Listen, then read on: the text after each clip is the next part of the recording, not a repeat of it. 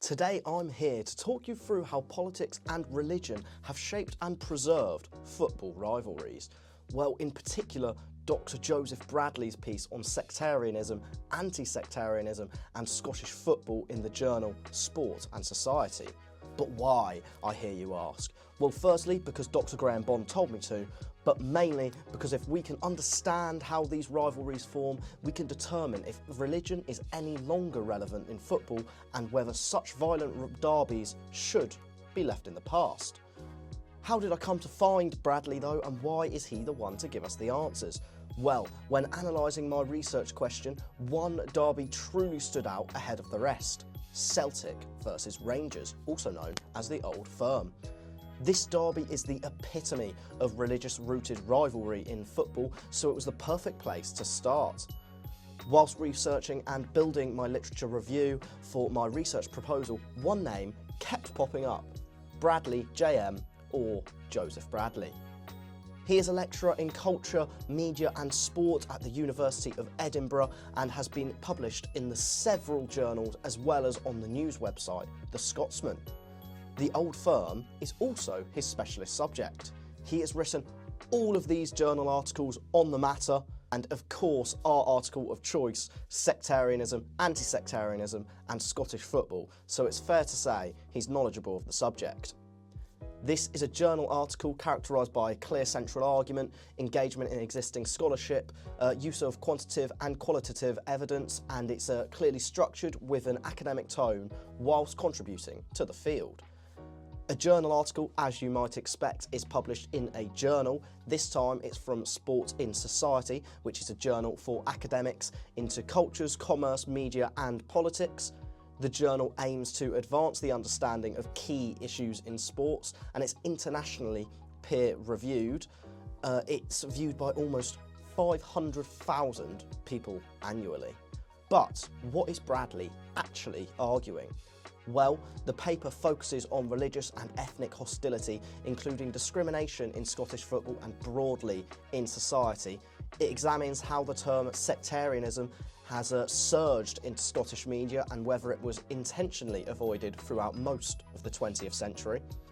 Similar to my own intended research, it also questions how relevant religion is to the Old Firm rivalry today.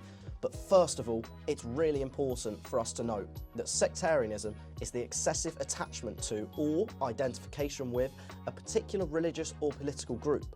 But Bradley, interestingly, reviews the negative connotations and sometimes misuse of the word. He refers to it as a catch-all term when harsher ones such as anti-Irish racism and discrimination could be more appropriate.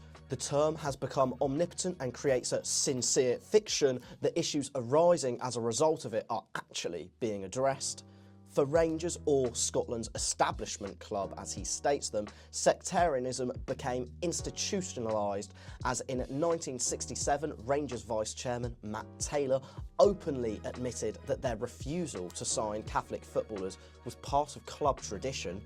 This was promptly followed by the Glasgow Herald's Ian Archer questioning whether Rangers was the only club in the world which insists that every member of the team is of one religion.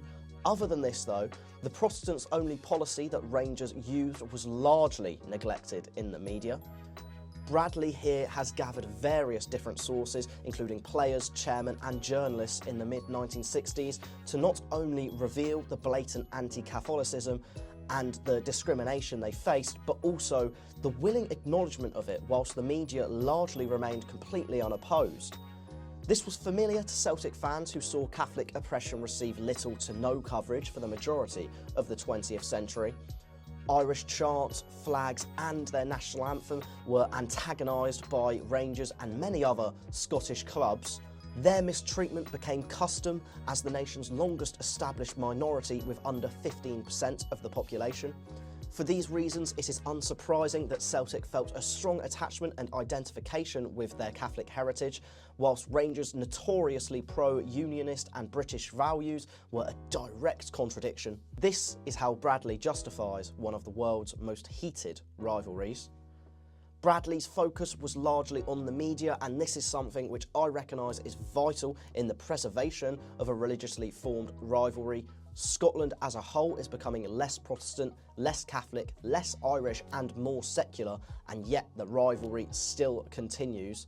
This is something I'll be sure to look at in my own work. He believed the media played a huge role in making Celtic fans appear as appalling others. An example of this is when a Rangers supporter stabbed a young Celtic fan. However, the Daily Record acknowledged both fan bases as equally guilty in their report. The media finally acknowledged sectarianism in the 1990s. In Bradley's own primary research, he analysed its upsurge and quantitatively presented the number of times it was used in the media in this period. He did this for both the term sectarian and sectarianism, each following the same general upward trend in usage as the 90s reached the turn of the millennium.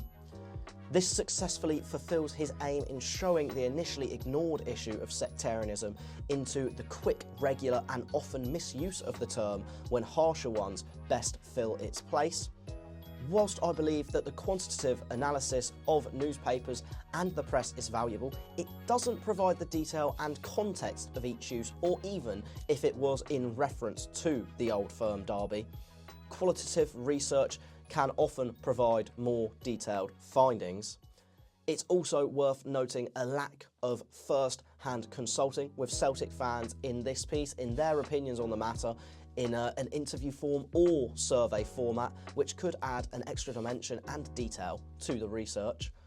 A further improvement that I'd look to make to Bradley's piece is a more forward-thinking approach, particularly in the conclusion, as it's an effective and passionate critique, but there are few constructive recommendations on moving forward and actually tackling the issues that are raised. Despite this, Bradley's sectarianism, anti-sectarianism and Scottish football is a very useful model for me to build on in a key subject area which I will be developing. Some of his research will be valuable in my dissertation, and it has highlighted ways I'd like to develop this further, particularly surveys of Old Firm fans. Bradley is an evidently effective source, and this academic article is one of many that will help me to discover how politics and religion have shaped and preserved football rivalries.